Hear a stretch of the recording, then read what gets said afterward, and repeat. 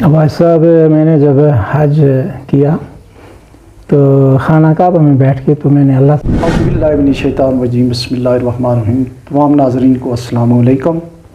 आज हमारे साथ हैं जनाब सरदार रऊफ़ खान साहब। आप एक्स MD हैं और सोशल सेक्टर में टूरिज़म में वो टूरिज़म की जो हमारा कंपोनेंट है इसके वो एडवाइज़र हैं। और ये जो उनकी जो एडवाइज़री या ये सारी चीज़ें वो एज ए उनका पैशन है। बहुत सारे उनके क्रेडिट में जो है वो प्रोग्राम्स हैं और टूरिज़म की डेवलपमेंट के लिए जो है वो बहुत काम कर रहे हैं। उस बारे में हम उनसे पूछेंगे। तो और मैं अपना तारुफ ये कराता चलूँ कि मेरा नाम सलीम अब्बासी है। मैं स्टेट बैंक ऑफ पाकिस्तान में जो है वो वहाँ से रिटायर्ड हूँ। चीफ मैनेजर रावलपिंडी ऑफिस रहा हूँ, मुज़फ़्फ़राबाद ऑफिस रहा हूँ, कराची और लाहौर में भी मैंने सर्व किया। तो आज हमारा जो ये सेगमेंट है इसमें हम डिस्कशन करेंगे और एक्सपर्ट ओपिनियन लेंगे सरदार रऊफ़ साहब से कि आज़ाद कश्मीर में टूरिज़म का क्या पोटेंशियल है, उस सिलसिले में वो क्या काम कर रहे हैं और यहाँ की स्कोप क्या है। तो अस्सलाम वालेकुम सरदार साहब। थैंक यू वेरी मच कि आज आपने हमें टाइम दिया है। तो ये बताएं कि आज़ाद कश्मीर में पहले तो हमारे आपके साथ बड़ी लेजनिंग रही है। हम जब मैं स्टेट बैंक में था, आप आज़ाद कश्मीर गवर्नमेंट को रिप्रेजेंट करते थे वेरियस फोरम पे। स्टेट बैंक की तमाम कमेटीज़ में आप होते थे और उसमें डेवलपमेंटल जो जितने भी सेगमेंट थे उसमें एक आपकी जो ग्रीन एनर्जी का प्रोजेक्ट था और काफ़ी आपने प्रेजेंटेशंस भी दी और हमारे लोगों को एजुकेट भी किया। तो अब आपने रिटायरमेंट के बाद एक और बहुत ही अच्छा जो काम आपने शुरू किया है वो किया टूरिज़म की प्रमोशन वॉलंटियरली और अपनी जेब से। ये कोई आपका कमर्शियल प्रोजेक्ट नहीं है। तो इस बारे में सर हमें बताएं कि ये आपने कब से शुरू किया और मोटी मोटी 2-4 चीज़ें जो है शुरू करें ताकि हम आगे चल सकें। भाई साहब, मैंने जब हज किया तो खाना काबा में बैठ के तो मैंने अल्लाह ताला से दुआ मांगी कि अल्लाह मेरी जो ज़िंदगी का बाकी हिस्सा है किसी काम पे मुझे मामूर करें और मैं कोई इंसानियत की खिदमत करने चाहता हूँ, जो कि मेरे दिल के अंदर एक पैशन है और मैं कुछ करना चाहता हूँ। तो उसके बाद जब मैं आया तो ऑलरेडी हम इस सिलसिले में आपके साथ और तमाम यहाँ बिज़नेस एक्टिविटीज़ जो कर रहे थे बैंकों के साथ मिलके, सोशल सेक्टर के साथ। तो फिर अल्लाह ताला ने हमारी मदद की। तो जब मैंने आगाज़ किया तो एज ए वॉलंटियर मुख्तलिफ बाइकर्स तंजीमों के साथ मेरे राब्ते हुए। तो जब मैंने उनको ब्रीफ़ किया कि जो हमारा AJK है इसको हेवन ऑन दी अर्थ कहते हैं। दुनिया की खूबसूरतियाँ यहाँ पे मौजूद हैं। यहाँ के पहाड़, यहाँ के दर्रे, यहाँ की वादियाँ, यहाँ की बर्फ़ानी चोटियाँ और हर पहाड़ के ऊपर अल्लाह ताला की तरफ से चश्मे जो दिए हुए हैं, पानी के ज़खायर मौजूद हैं। तो हमने जब इसका आगाज़ किया तो पाकिस्तान से और बाहर से लोगों ने इसको अप्रिशिएट किया। तो हमने जब आगाज़ किया तो अल्लाह ताला ने उसमें कामयाबियाँ दी हैं और मेरा विज़न ये है कि northern tourism corridor of AJK हम एक बनाना चाहते हैं और ये एक्टिविटी सारी उसके साथ लिंक अप हो जाएंगी।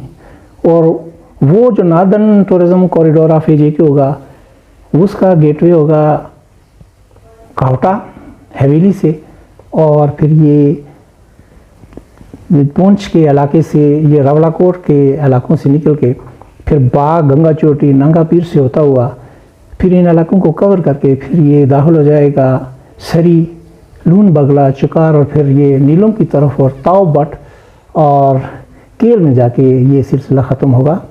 और ये 100 किलोमीटर से भी ज़्यादा एक बड़ी एक पट्टी होगी और इसमें लाखों लोगों को रोज़गार भी मिलेगा, बिज़नेस एक्टिविटीज़ बढ़ेंगी और यहाँ पर एक दुनिया में एक इनकलाब आ जाएगा।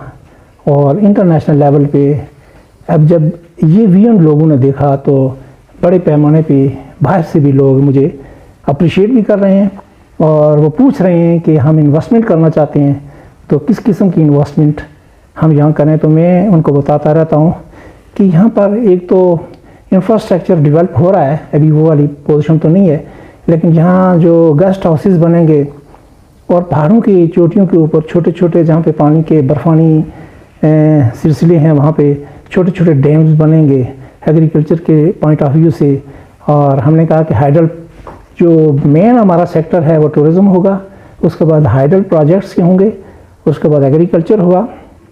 तो ये सारे लिंक करेंगे, ये बिज़नेस जो होगा ये लिंक करेगा हमारा इस टूरिज़्म के साथ, और tourism would be the central nerve, और इसके साथ छोटे छोटे नर्व्स जब शामिल हो जाएंगे तो यहाँ की जो आबादी है 45 लाख के करीब करीब आज़ाद जम्मू एंड कश्मीर की, और पूरी दुनिया में ये लोग मौजूद हैं, तो यहाँ पर एक इनकलाब आ जाएगा और रेवेन्यू जनरेट होगा, जॉब अपॉर्चुनिटीज़ बनेंगी, और यहाँ पर डोर स्टेप के ऊपर लोगों को बिजनेस मिलेंगे, और हमारे लोग जो हैं पूरे एरिया से अभी वाइब्रेंट हैं, कुछ करना चाहते हैं और इन्वॉल्व हो चुके हैं, और अल्हम्दुलिल्लाह मुझे तो लग रहा है कि आने वाले 10 साल हमारे लिए एक बड़े कीमती 10 साल होंगे इस विजन को लेके।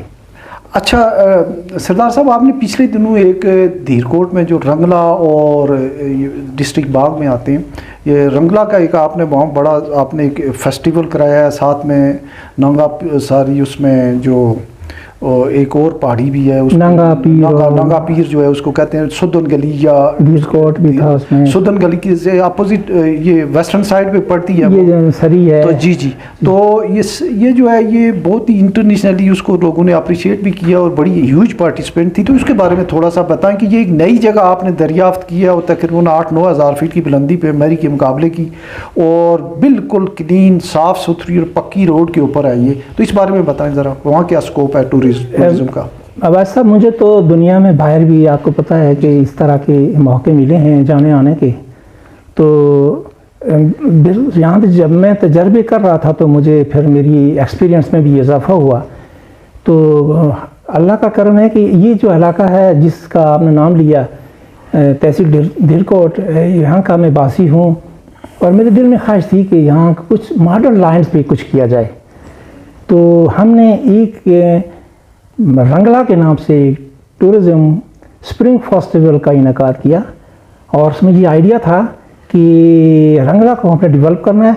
रंगला बेस कैंप होगा नंगा पीर का, और आपको पता है कि हिस्टोरिकली और जोग्राफियल लिहाज से नंगा पीर हमारी तहरीक आज़ादी का उसका एक बहुत बड़ा एक रुतबा है, और लोग उसको इस वजह से जानते हैं, और खूबसूरत एक सियाती मुकाम भी है, लेकिन वहाँ अप्रोच नहीं थी।